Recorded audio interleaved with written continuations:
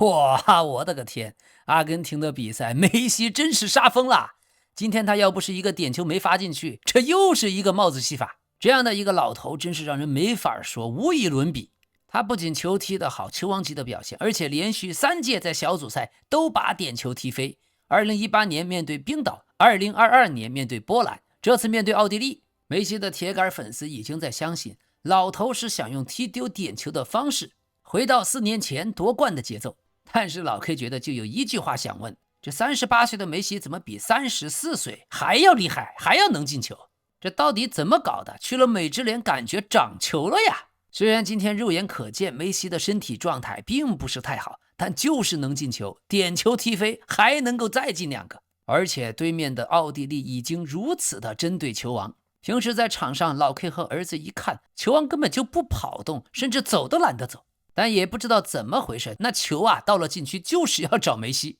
此时此刻老 K 已经不知道在怎麼吹。我相信在整個地球各個國家、各個城市、各個地區都有各種語言、各式各樣的吹法，但這些都很蒼白。整個奧地利隊完全沒有發出力來，直接被老頭梅西的打法給催眠了。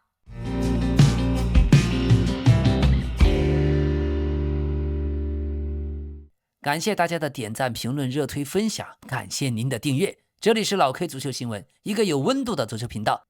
那麼賽後，過去利物浦的教練克洛普在梅西上演了大師級的表現，並且打破了世界杯歷史進球紀錄之後，和梅西見了面。克洛普說：“我剛從更衣室過來，在那裡我看到了我真的很難用言語去恰當描述的一些東西，因為梅西今晚對奧地利所做的一切，不僅僅是一場表演。”感覺就像是歷史在比賽還在進行的時候就被改寫了。當你在世界杯上打破克洛澤的進球紀錄的時候，你不只是超越了一個數字，你跨越了世界杯多年的歷史，跨越了一代又一代的前鋒，以及那些曾經被認為無法觸及的時刻。而梅西做到這一切的方式看起來幾乎是毫不費力的。我在對陣奧地利的比賽中看到的是一個根本不像是正在追逐紀錄的球員，他只是在最高的水平上踢球，僅此而已。每次都能做出正確的決策，僅此而已。而記錄只是跟隨着他，仿佛這是命中注定的事兒。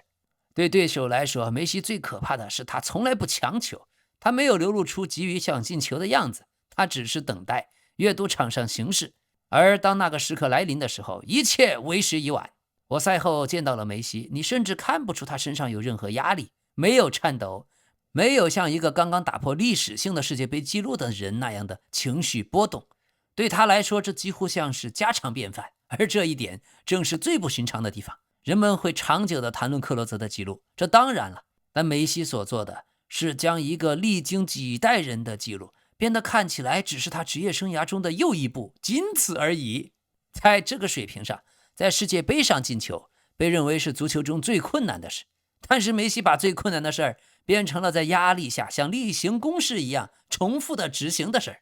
我見過許多偉大的球員，我見過許多偉大的前鋒，但我從未見過有人在創造歷史的時候顯得如此自然。而球場裡的其他每一個人都清楚地意識到自己正在見證一些特別的東西。當人們未來回顧今天這個夜晚的時候，他們不會只說梅西打破了一個記錄，他們會說他們見證了足球歷史悄然易主的那一刻。此時此刻，大巴黎没有參加世界杯的超級邊鋒 K77 也發來了射梅，他也在投影幕布前看着梅西的表演。說真的，誰又不是呢？還有我們漂亮的梅嫂安東內拉，我們可以看到這老三呀長得太像梅西了，長得也是最好看的。老大像媽媽，老二像結合體。梅西其他的都好，就是還差一個女兒。老頭子回家之後啊，還得再努力努力。那麼18個球，新的紀錄，老頭梅西將世界杯歷史進球紀錄又向前推進了2個球，但他卻只是雲淡風輕地說，前2場拿到6分非常重要，我們球隊接下來的1周就會更輕鬆一些。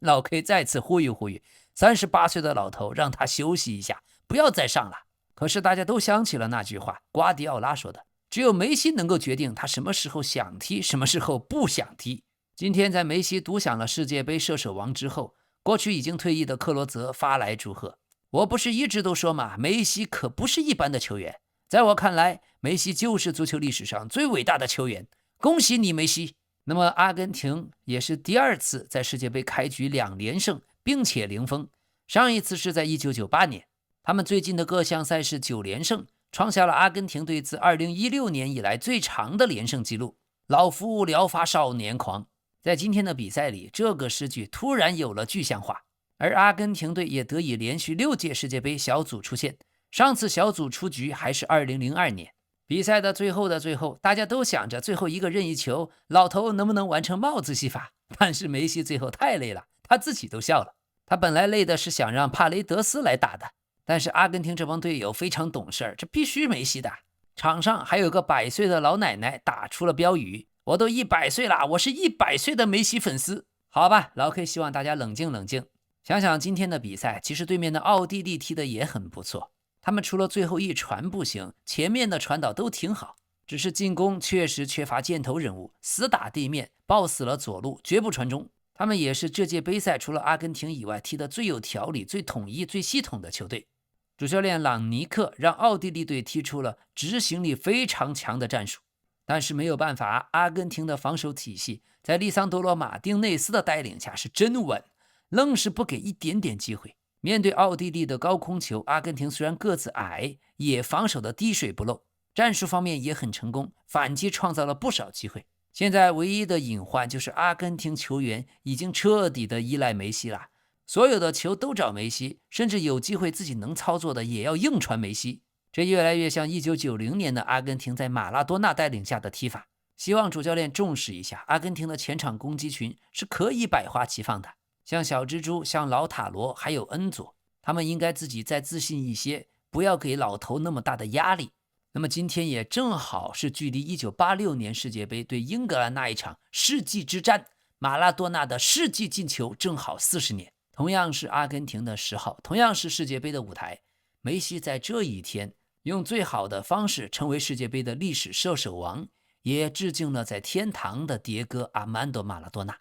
今天戰術方面，奧地利用4-4-2的中衛防守，還有觸發式的人盯人逼搶，破壞了阿根廷的節奏，但沒有能夠長期有效地鎖住梅西在兩線之間和內部區域的接球。阿根廷隊真正的勝負手還是球王梅西個人的終結能力。而阿根廷主教練斯卡洛尼最大的成功是在比賽不流暢的時候，仍然保持了防線的穩定，也保持了中場人數的優勢。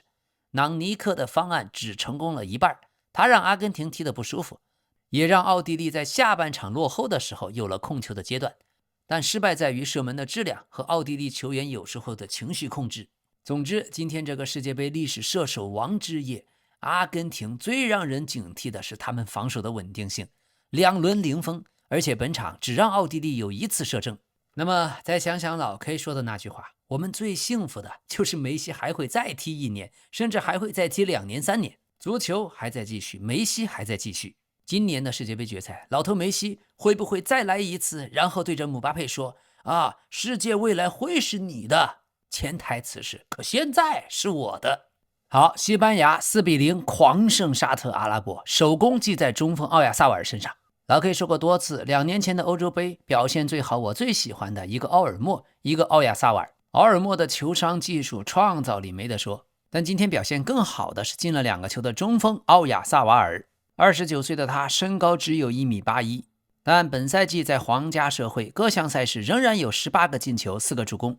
他過去9個賽季都比較高效，只有22到23賽季因為傷病處於低谷。這裡說個冷知識，奧亞薩瓦爾從小到大他的腳掌就特別大，有個外號叫大腳怪。當他還是個小小的少年的時候，就已經穿了47碼英國鞋碼12碼的大球鞋了。可能也正因為如此，從小他的左腳射门和傳球力道就極大，可以說這雙大腳是他前場的天然外掛。而且除了踢球以外，他在學習方面也是個異類。要知道，絕大多數的天才球員在升入一線隊以後都會放棄學業，但奧亞薩瓦爾在代表皇家社會出戰西甲、歐戰還有各種國家隊高強度賽事的同時，堅持在巴斯克名校德烏斯托大學攻讀 AD1企業管理和工商管理學士學位。奧亞薩瓦爾在大學期間許多同學都回憶，早上還看着他在電視裡代表西班牙國家队比賽，下午就又看到他背着書包在德烏斯托大學的階梯教室裡考試了。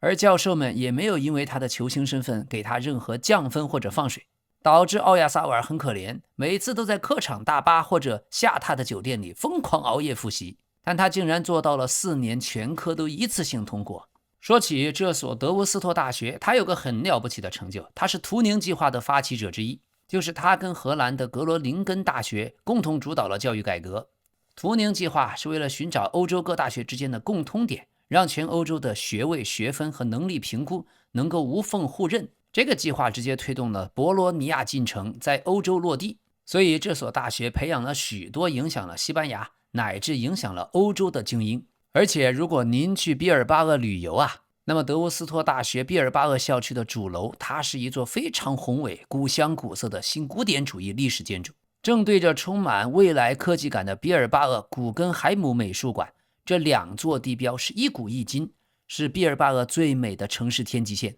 還有學校的德烏斯托橋也是標誌性的景觀。而咱們的學霸小天才奧亞薩瓦爾從小就獲得了畢爾巴鄂競技梯队的招攬，11歲就發現了他的巨大潛力，拋出橄欖枝。但奧亞薩瓦爾的父母很理智，他們認為一個11歲的孩子不應該過早離開家鄉，更應該注重心智的健康成長，而並非名利，所以替兒子謝絕了畢爾巴鄂競技，讓他繼續留在家鄉的埃瓦爾青訓營，直到14歲又加入了皇家社會。一直以來，奧亞薩瓦爾身上有一種極其罕見的大場面先生的特質，在他的職業生涯，在他參加的所有前6場重大決賽全部都有進球，這包括了2次國王杯決賽，還有2次歐國聯決賽，還有東京奧運會男足決賽，還有2024年歐洲杯決賽對英格蘭的替補絕殺。所以只要進了決賽，奧亞薩瓦爾必定開火，他是真正的決賽錦鯉。所以這麼一個家伙，首戰前30分鐘竟然沒有觸球，嘿，那怎麼受得了？那還是打佛得角。那麼這第2輪馬上2個進球1個助攻，恢復聲譽。奧亞薩瓦爾半場就被換下，不僅是保護球員的健康，同時也是保護沙特阿拉伯。今天比賽上半場就已經3-0，於是半場亞馬爾和奧亞薩瓦爾都被換下去。61分鐘，奧爾默和巴埃納又換下去，佩德里在70分鐘換下去。真所謂殺雞焉用牛刀啊！我覺得這場比賽已經成了西班牙各位球星秀集錦的機會。像羅德里的穩定高效，就像一台精密的儀器，全場竟然有119次傳球，113次成功，還有6次長傳全部成功，全場129次觸球，是西班牙絕對的軸心。雖然已經重傷過，不如過去的自己，但當你懂得欣賞羅德里的美，你就明白孫悟空去東海龍王那裡為什麼要搶來定海神針。下賽季羅德里到底去哪兒？曼城幾個月前就給他提供了新合同，但還沒有達成協議。30歲的羅德里到底是1年後以自由身離開呢，還是提前來皇馬輔佐穆里尼奧？老 K 很期待後者呀。今天的比賽，亞馬爾對沙特在左路防線的牽制是最直觀的破局點。比賽剛開始41秒就是一次標誌性的克魯伊夫轉身擺脫。前面的4分鐘，亞馬爾已經有多次關鍵性的觸球，他的存在改變的不只是進攻質量，還有西班牙全隊的情緒。而奧亞薩瓦爾45分鐘內5次射門3次射正，擊中門框，2個進球1個助攻，他成為1966年以來第2位在世界杯比賽的前25分鐘就直接參與了3個球的球員。他個人的 XG 竟然高達 0.8959，XA 竟然高達 0.4203。這種降維打擊甚至讓你覺得沙特門將是業餘球員嗎？嘿嘿，其實非也。沙特的门將雖然丟了4個球，但他今天也完成了5次撲救，其中還有2次關鍵性的撲救。他甚至是沙特隊裡面評分比較高的球員之一，只能說明沙特被壓制得太狠了，門將被迫長期暴露在對方的炮火面前。所以今天的比賽，沙特失敗的關鍵還是過早丟球，導致心理崩潰。而西班牙重新找回了更快一檔的節奏，恢復了對縱向的衝擊。羅德里跟佩德里組成了中場的創造區，讓西班牙隊重新有了推進的速度。而主教練德拉福恩特也有了核心的变化。第一是人员，亞馬爾、奧爾默還有巴埃納以及波羅這4位大哥進入首發，老 K 首推奧爾默。比賽前的預測我已經在視頻裡說過了，果然，想想2年前奧爾默是怎麼親自操辦德國對克羅斯的最後一舞。今年世界杯2場比賽一看你就知道拿下法比安上奧尔默有多關鍵了。他的小範圍拿球串联作用上來就有用，看他踢前腰，這創造力，這一腳觸球大師風範啊！每次中路他一拿球就被夾擊，但分球特別果斷。今天他的這個助攻也相當漂亮，出鏡率很高，雖然沒有進球，但是打得真好。不僅是西班牙最好的前腰，現在世界杯範圍內好像也無出其右吧。看他處理球太絲滑了，老 K 的兒子要好好學學他，在小範圍轉換控球怎麼做。而第二點，德拉夫恩特調整了西班牙隊的結構，佩德里的位置後撤，接近此前法比安·魯伊斯的組織區域，而且這可能不是臨時的變化，有可能會貫穿整個世界杯。從進攻的空間看，亞馬爾在右路拉開寬度，這迫使沙特左側的防守球員外移。而西班牙另一側則通過奧亞薩瓦爾、巴埃納和庫庫雷利亞形成了連續的換位，他們用極端的寬度和不對稱的站位直接撕開了沙特低位的防線。右路亞馬爾盯住對方的邊翼位，左路庫庫雷利亞外插，巴埃納內收，在對方的中後衛和邊翼位之間的內部區域制造了巨大的空當。所以老 K 講了這麼多，大家看比賽的時候就盯住對方在禁區前沿、邊後衛和中後衛之間這個內部走廊。無論是哪支強隊，這裡都是解題的關鍵。於是今天西班牙主教練德拉夫恩特的65歲生日拿到了最好的生日禮物，一場早早解決的4-0。咱們的壽星佬中場還學了德國主教練換了一身衣服，他上半場穿正裝，下半場換成了藍色的 polo 衫。今年世界杯太熱了，主教練在中場多換幾件衣服，搞不好會形成一種贏球的玄學。那麼在如此的西班牙隊面前，沙特崩盤的太脆、太快、太無力，雙方之間甚至都不止差了2個、3個檔次。西班牙足球的精髓是庖丁解牛，西班牙球員根本不和沙特的球員在局部進行更多的肉搏对抗，而沙特球員虽然在地面对抗成功率上拿到了 64.7% 的壓倒性優勢，而且全場完成了15次成功搶斷，但技術性犯規只有2次。這種局部的對抗優勢對沙特來說完全沒有辦法轉化成任何實質性的陣地控制或者反擊的威脅。射門嘗試只有3次，而且全部發生在禁區外圍， XG 只有 0.14。 所以老 K 對青訓開出的要單，巴西化加西班牙化，巴西化解決個人炫酷的技術，而西班牙化的庖丁解牛才是屬於未来足球進化的方向。另外，今天西班牙隊在制空權上也實現了毀滅性的打擊，空中爭頂成功率竟然高達 73.3%。總之，這一次德拉夫恩特和西班牙将士的強硬回擊，相比較於已經出局的土耳其，贏球結果才是硬道理。你踢球到底硬不硬，不是自己說了算，而是在遇到挫折和失敗的時候，到底能不能有所反應。那麼 H 小組在最後一輪會徹底演變成2場同時進行的殘酷的生死戰。西班牙隊本場4-0的净胜球優勢，對陣烏拉圭只需要1場平局就可以確保小組第一。而沙特雖然慘敗，但因為烏拉圭戰平了佛得角，所以仍然有理論上的晉級希望。最後一輪面對佛得角，只要能夠全取3分，他們將獲得4分，很有可能也能昂首晉級32強。但是如何在極短的時間內能夠克服心理陰影，能不能為西亞足球的榮譽做最後一搏呢？拭目以待。好，比利時0-0戰平伊朗，看了比賽你就不覺得意外。首發陣容一出來，老 K 看到多庫不上，就給兒子說，你要有心理準備呀。多庫果然是為了兒子的降生，在隊醫批准和陪同下前往倫敦。他和妻子共度了自己第一個兒子 Praise 的誕生這個獨特的時刻，然後呢，將回到西雅圖為接下來對新西蘭的比賽進行準備。官方在比賽的時候還給他打掩護，說多庫只是因病缺席，但現在水落石出了嘛，肯定是陪產去了。這裡咱們也不去聊什麼應不應該，總之比利時隊離不開他，最後的結果也不好。看看33歲身體狀態極差的盧卡庫打首發的表現，老 K 覺得盧卡庫過去增肌真的是廢掉了自己的職業生涯。8年前的2018年世界杯後，當時他回到曼聯就已經明顯變得更加壯碩，這當時就引發了教練團隊和名宿們的擔憂。穆里尼奧當時就明確指出，對他的增肌表示擔憂。雖然隊醫確認增加的只是純肌肉，但穆里尼奧很敏銳地指出，這可能會導致盧卡庫的衝刺速度和啟動的敏捷度大幅下降。還有曼聯名宿加里內維爾曾經嚴厲地批評過盧卡庫的狀態超重，並且明說職業球員根本不應該出現這種體能管理不好的情況。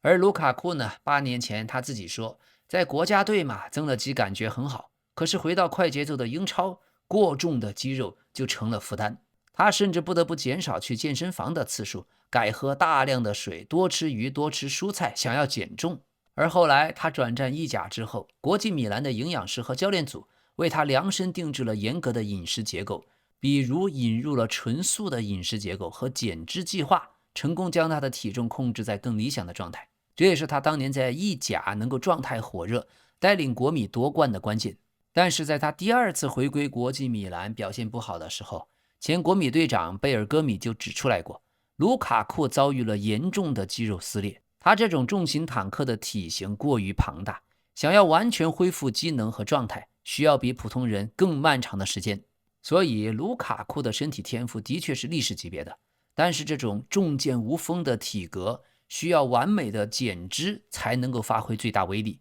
一旦肌肉過度僵化或者體脂率超標，就會成為現在這樣巨大的隱患。這裡也說個冷知識，您如果光看身形，好像覺得他體脂率很高吧？許多人會以為盧卡庫有些肥胖，但其實不然，他的皮下脂肪遠低於常人，只是由於整體的基數太大，即使他體脂率很低，純肌肉也重達近100公斤，而且他一旦受傷，體脂率馬上就會反彈，所以非常複雜，他需要依靠冷凍療法，需要依靠嚴格的控制碳水的飲食，比如吃雞肉、吃魚肉、吃墨魚絲，這樣才能迅速的降低體脂。所以當他在國際米蘭和那不勒斯的時候，在體能和醫療團隊眼中，他的標準紅線就是100公斤。如果達到了103公斤以上，對他來說就是超標，肌肉也會出現僵化。總之，這重型坦克已經33歲了，本賽季和現在在世界杯，他都很難再承擔打主力的責任。其實下半場60分鐘把他換上來衝一下，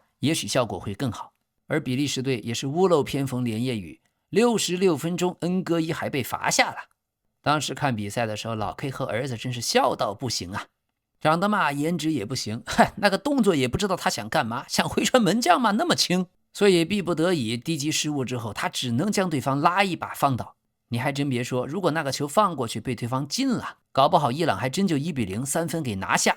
這家伙呀，真是感覺像冒充職業球員，回傳就回傳嘛。可他一個簡單回傳球，竟然右腳踢一下，左腳踢一下，把球都踢呲了。這典型的那種不是精英的黑人中後衛，腦子跟不上身體。所以今天的比賽，一個多庫不在，一個盧卡庫現在的身體狀態，還再加上恩戈伊，3位黑人球員決定了一切。這兩個隊在這種狀態各取1分，那麼機組的出現形勢就更加的撲朔迷離。而伊朗隊，由於伊朗跟美國和以色列現在的戰勢，他們成為了大家關注的重點之一。伊朗隊因為美国政府各種限制，之前不得不在比赛之間到處輾轉，但現在看來，這種困難反而讓球隊更加團結。球隊這場面對比利時，賽前在洛杉磯的訓練時間竟然不足16個小時，而且還要回到墨西哥的基地再準備下一場。對此，國際足聯主席因凡蒂諾甚至開玩笑說，如果需要他也可以替伊朗去踢前鋒。哈哈，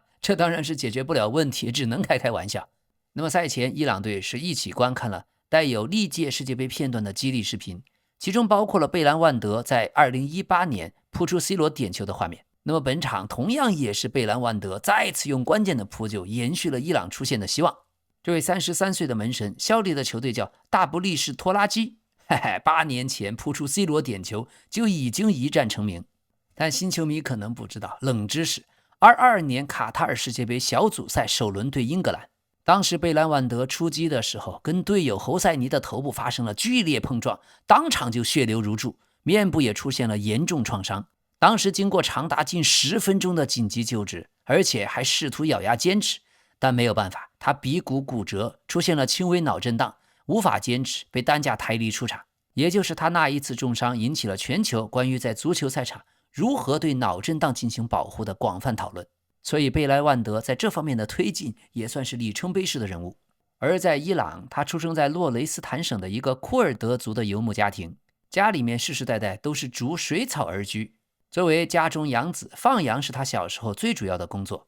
12歲的時候，因為所在的地方足球队门将受傷，他原本是踢前鋒的，被迫只能客串頂上，結果完成了一次驚豔的撲救，從此他愛上了守門員這個位置。但是父親小時候認為足球是不務正業，多次憤怒地撕毀了他的球衣，撕毀了他的手套。但倔強的貝蘭萬德從來不願意放棄夢想，他借了許多錢，一個人獨自扒着巴士遠赴首都德黑蘭尋找機會。就這樣，剛到首都，他沒有任何依靠，甚至無家可歸，就只能夜宿在各家俱樂部門外的馬路邊。甚至有一天清晨醒過來，他發現身邊還有各種路人施捨的硬幣，大家都把他當成了乞丐。就這樣一個追求足球夢想的貝蘭萬德，他一邊在低級別的球隊訓練，一邊輾轉做過洗車工，做過披薩店的麵團工，做過裁縫廠的工人，做過街道的清掃工，生活極度的拮據。有一次，他打工的洗車行來了伊朗的傳奇球星阿里代伊，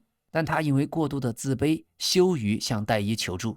只是憑借自己驚人的毅力和後來遇到了好心人，硬是活生生熬過了那段最黑暗的低谷。這裡說個冷知識，因為小時候放羊嘛，所以經常和小夥伴玩一種扔石頭的遊戲，但卻意外鍛鍊出他驚人的臂力和腕力。現在呀，他的大力手拋球可以直接越過半場發起進攻，還因此創下了2項吉尼斯世界紀錄。他是手拋球最遠的，能夠達到61米以外，而他的開大腳能夠達到驚人的78米以外。所以就是這麼一個放羊的孩子，8年前撲出了 C 羅的點球，今年又零封了比利時。所以伊朗隊真是了不起啊！由於戰爭的影響，他們本國聯賽從2月28日就一直陷入停擺。貝蘭萬德代表的大不列顛拖拉機俱樂部最後一場聯賽還是2月26日，這麼多個月都沒有比賽可以打，但卻完全沒有阻礙他奉獻出又一場世界杯級別的零封。這次他有7次關鍵的撲救，成功挽救了高達 1.7 個預期丟球。而最驚世駭俗的是第58分鐘，當時比利時還是11個球員，德布勞內在禁區左側底線送出了極有想象力的倒三角回傳，伊朗的內馬蒂一個鏟球沒鏟到，皮球漏到了埋伏在小禁區線上沒人防守的比利時左後衛德庫佩的腳下，電光火石之間，德庫佩起腳怒射，而這時候門將貝蘭萬德已經失去了重心，倒在右側的地面，在違反物理的姿態下強行舒展身體，從地面伸出了強有力的左臂，硬是在門線上將這個必進球活生生扇了出來，然後又迅速起身將球死死抱在懷裡。嚯，這完全是反地心引力的奇蹟。而另外一邊，比利時的門神庫爾圖瓦同樣無懈可擊，上半場第14分鐘就是伊朗隊的一次禁區抽射，庫爾圖瓦下地極快，將球撲出底線。而下半場第53分鐘，伊朗隊的手榴彈界外球，塔雷米在禁區內也是勢大力沉的凌空抽射，庫爾圖瓦的驚人門線反應，單掌將球拖出，力保比利時大門不失啊！所以0-0比賽雖然不好看，但是作為門將，這場比賽是實在精彩。那麼賽後，伊朗隊員也顯示了自己極強的戰術紀律和愛國主義。他們賽後在更衣室黑板上留下了一封手寫的便籤，字裡行間提到了對洛杉磯接待的感謝，而且特別致敬了在戰爭衝突首日，美方襲擊了米納布，在一所學校裡不幸喪生了168名女童。伊朗隊表達了高尚的願望，願世界所有國家間和平、尊重和友誼長存。那麼 G 組現在埃及有4分，他們晉級的概率高達 94%， 伊朗隊2分，晉級概率 52%， 比利時2分，晉級概率 48%， 新西蘭1分，晉級概率 12%。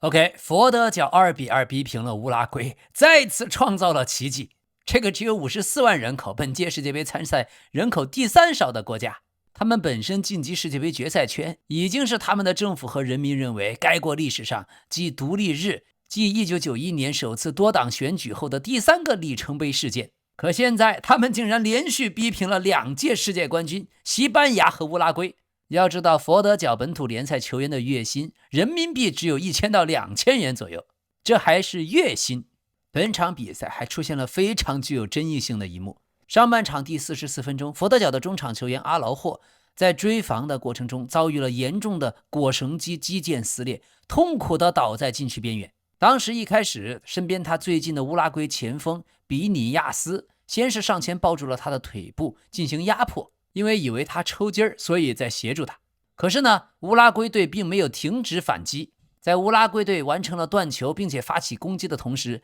比尼亞斯只能突然鬆開手，將阿蘭霍受傷的右腿又重重地摔在草地上，頭也不回，全速衝向禁區內參與包抄。而恰恰就因為阿蘭霍的因傷倒地無法起來，佛得角防線在防空的時候出現了短暫的局部人數劣勢。這一瞬間的防守混亂，烏拉圭队阿勞霍在门前完成了頭球補射，比分扳為1-1。可這一行為在賽後引起了佛得角主帥布比斯塔的公開聲討。他直言不諱地說，對方主教練貝爾薩一向在媒體面前標榜體育道德，標榜公平競賽，但他的弟子在場上這樣實用主義的投機行為，是對這種精神的莫大諷刺。而且阿蘭霍付出了慘重的代價，初步診斷他大腿後群肌肉重度撕裂，已經提前報銷了後面的比賽。另外，他們的主力左後衛卡布拉爾在開場第5分鐘的黃牌，也因累計黃牌將缺席末輪對陣沙特的出現生死戰。佛得角本身就沒有什麼板凳深度，所以他們的防守默契度2个大将不在，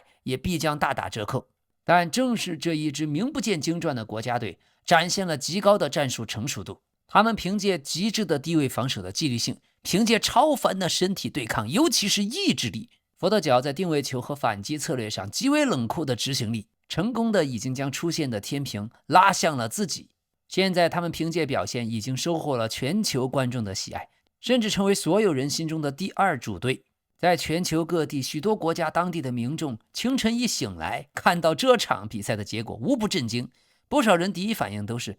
佛得角又做到了。是的，而且這次還是在烏拉圭進了2個球的情況下，他們也打進了2個球，所以佛得角打進了世界杯歷史上自己的首粒進球，本國球迷陷入瘋狂的慶祝。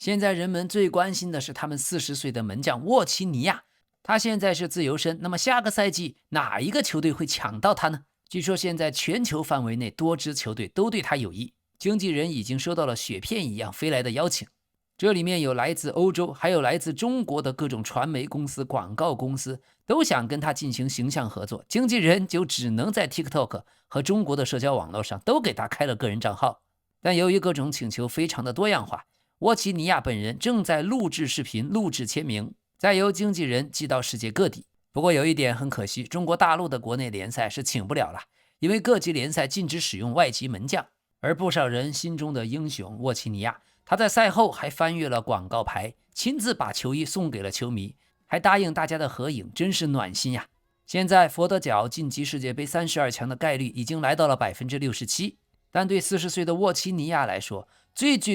有意義的是，他的母親終於來到了現場，在看台觀戰。沃奇尼亞賽後說，這非常讓我激動，對我來說這就是巨大的滿足。我們來到這裡就是為了競爭，我們尊重其他的對手，我們每天都訓練得很好，也會繼續努力的。我們要去和任何的對手競爭。哈哈，現在只要下一輪再守個平局，大概率都能小組第2出線。而烏拉圭隊雖然他們的紙面實力和控球率都佔據了絕對優勢，但主教練貝爾薩失去了核心阿勞霍，沒有辦法構建出有保護層次的防守體系，所以打佛得角也丟了2個球。本屆世界杯已經很難再有大的作為。那麼現在庫拉索的門將魯姆、佛得角的門將沃奇尼亞，還有伊朗的門將貝蘭萬德，他們的存在已經成了這屆世界杯最感人的故事之一。而今天的烏拉圭隊，馬克西阿勞霍打進了扳平球，又助攻了卡諾比奧反超，所以他成為自1954年的米格斯以來首位在同一屆世界杯烏拉圭前2場都能進球的球員，也是1966年有記錄以來首位在烏拉圭單屆世界杯的前2場完成了3個進球的參與的球員。而佛得角他們的埃里奧瓦雷拉是替補席上的勝負手，他利用了奧利維拉的回傳和穆斯萊拉出擊之間的巨大空當，完成2-2，成為1994年的米拉大輸之後世界杯上進球最快的非洲替補球員，登場僅僅2分16秒就已經破門。對了，今天2支球隊的2位門將，一位是40歲0.5天的穆斯萊拉，一位是40歲0.18天的沃奇尼亞。他們成為世界杯歷史上同場出現的第一隊40歲的球員。不過比賽表現都不完美，穆斯莱拉的第2個失球是出擊失誤，沃西尼亞也在下半場有過脱手，有過險些送大禮的場面。還有凱文皮納，他是佛得角本場最佳球員之一，打進了队史世界杯的首球。另外，佛得角的前2場比賽竟然只有5次犯規，這是1966年有記錄以來單屆世界杯前2場犯規最少的球隊。防守如此之好，還如此的乾淨，佛得角確實是靠自己的紀律，靠防線的站位，靠門前的效率生存着。還有今天烏拉圭第1個丟球，他們的人牆安排太業餘了。門將穆斯莱拉本來是要求3名隊友站人牆，實際卻只有2人，而且對方射门瞬間，這2個球員還突然閃開了，球從他們中間鑽過去。這樣的人牆哪裡像一個訓練有素的國家隊啊？烏拉圭今天的比賽可謂是沒有想法，沒有創造力，沒有足球。他們已經主動地讓出了出線的主動權。最後一輪比賽會發生什麼呢？讓我們拭目以待。好，新西蘭1比3輸給埃及。今天開場13分鐘，新西蘭差點又創造了奇蹟，首先獲得了進球，但下半場在薩拉赫的率領下連追3個。法老軍團憑借下半場極有針對性的戰術重組和當家球星薩拉赫歷史級別的表現，3比1完成逆轉。看着新西蘭隊主教練巴澤利無奈的表情，真的有些心疼啊。其實他上半場的4-4-2低位防守戰術極其成功，通過長傳避開了埃及在中場第1道攔截網，又利用克里斯伍德的支點作用，使賈斯特和辛格在內部區域拿到大量的第2落點推進的機會。新西蘭非常成功地將埃及的陣型橫向的拉寬，迫使埃及的邊後衛不敢輕易前插。而同時，瑟曼和伯克索爾這對中後衛組合在中路展現出非常強的防空統治力。上半場的埃及隊無法在新西蘭禁区內創造出一次絕对的射门機會，這也是埃及隊在世界杯的正赛歷史首次在半場結束的時候處於落後。好在中場休息的時候，埃及隊主教練哈桑的更衣室訓話起到了關鍵性的作用。下半場他在戰術層面進行了重構，薩拉赫不再固守右路，而是頻繁向中路和左側的內部區域內切，這就帶走了新西蘭左後衛卡卡切的防守的注意力，也給自己右邊後衛哈尼的深度套上創造了一大片真空地帶。正是這個變化在第58分鐘的扳平進球得到了完美的體現，而阿舒爾和拉辛的防守站位又往前推了15米，這樣就能對新西蘭的雙中場進行貼身的合圍，徹底切斷他們的後防線，直接切斷新西蘭後防線的地面出球線路，也就很難再直接長傳準確地找到克里斯伍德。另外，埃及隊利用新西蘭的體能下降，中場的防守縱深拉長，那麼齊科就在右側的內部區域和薩拉赫形成頻繁的局部2打1，而新西蘭的中後衛瑟曼橫向移動防守中的效率就被削弱了。這一輪戰罷，最後一輪埃及如果擊敗或者戰平伊朗，就能確保出線，而如果最後一輪埃及輸給伊朗，他們會有4分。而此時比利時如果擊敗新西蘭，比利時5分，伊朗5分，埃及將滑落到小組第3，但是很可能也能獲得最好的小組第3，也能有95%的數學概率出现。新西蘭隊呢，目前只有1分墊底，出線形勢極其嚴峻。而且由於積分相同的時候，首要參考兩隊之間的勝負關係，所以新西蘭隊在同分的情況下，已經絕對無法再超越埃及隊。他們只能期待最後一輪擊敗比利時，這樣新西蘭的積分達到4分。如果伊朗不勝埃及，新西蘭就能反超，獲得小組第2，直接出線。如果伊朗擊敗埃及，那新西蘭由於直接對話輸給了埃及，將確定排名小組第3，就只能被迫進入和其他11個小組第3橫向比較了。新西蘭雖然已經很難出線，但他們場上的高中鋒克里斯伍德給人留下極為深刻的印象。就這樣的大漢往對方禁區裡一站，根本沒人解決得了，那感覺就像3英戰呂布裡的呂布一樣。皇馬的球迷看着真是眼饞呀，啥時候皇馬能有個這樣的中鋒？感謝大家的陪伴，感謝大家的點讚、評論、熱推、分享，感謝您的訂閱。這裡是老 K 足球新聞，一個有溫度的足球頻道，咱們明天再見。